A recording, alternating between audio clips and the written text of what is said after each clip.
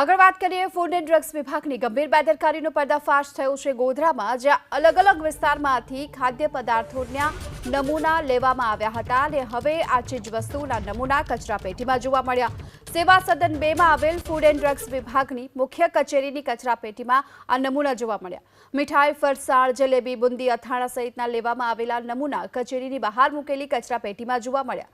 अलग अलग विस्तारों वर्ष 2024 ऑगस्ट, सप्टेम्बर और ऑक्टोबर महीनाમાં ખાદ્ય ચીજવસ્તુઓના સેમ્પલ કચરાપેટીમાં નાખવામાં આવ્યા।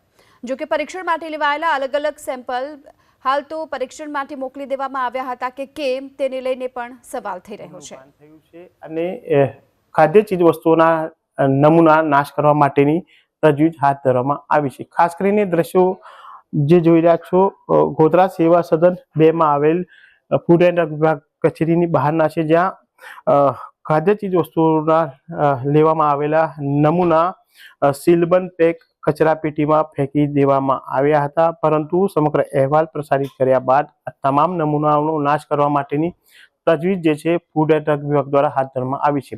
કહી શકાય કે એફએસઓની ટીમ દ્વારા જિલ્લાના અલગ અલગ વિસ્તારોમાંથી ખાદ્ય ચીજ વસ્તુઓના નમૂના લેવામાં આવે છે અને આ નમૂના પરીક્ષણ માટે લેબ ખાતે મોકલવામાં આવતા હોય છે।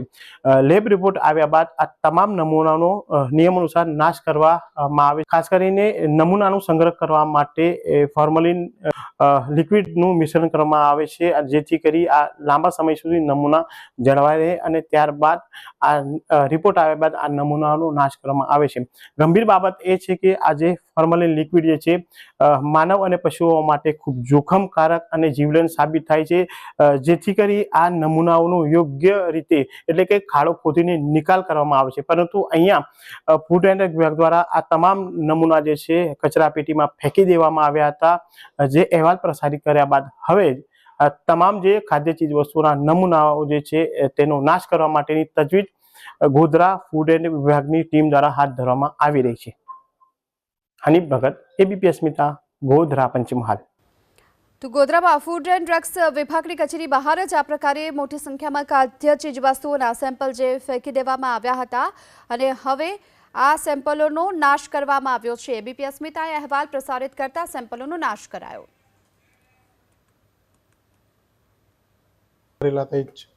કેટલા અંદાજિત નમૂના હતા સાહેબ આ પાસ થઈ? એને નાશ કરવા માટે શું ફોર્માલિટી હોય છે? ફોર્માલિટી અલગ જ હોય છે। આપણો જે હોય પાસ થઈ ગયા હોય સેમ્પલ, એ સેમ્પલ આપણે અલગ ડસ્ટબિનમાં કલેક્ટ કરી લઈએ છીએ, પછી એને નાશ જ કરી દઈએ છીએ। નાશ કરવા માટેનું શું ફોર્માલિટી હોય છે? ફોર્માલિટી તો પર્યાવરણને નુકસાન ના થાય રીતે અમે નાશ કરીએ છીએ। આમાં સાહેબ જે કેમિકલ ઉમેરવામાં આવે છે જે નમૂના સંગ્રહ કરવા માટે, એ કેટલું જોખમકારક? ખાડો કરીને અમે નાખી દઈએ છીએ। હાલ આ જે નમૂના બહાર ફેંકી દેવામાં આવ્યા હતા એને હાલ શું કરવામાં આવ્યું છે? અલગ કરીને એને નાશ કરવાનો, નાશ જ કરેલા છે નમૂના। હવે અહીંયા જ મૂકેલા હતા અમે, એ બધા આગળ જવા દેવાના અમે।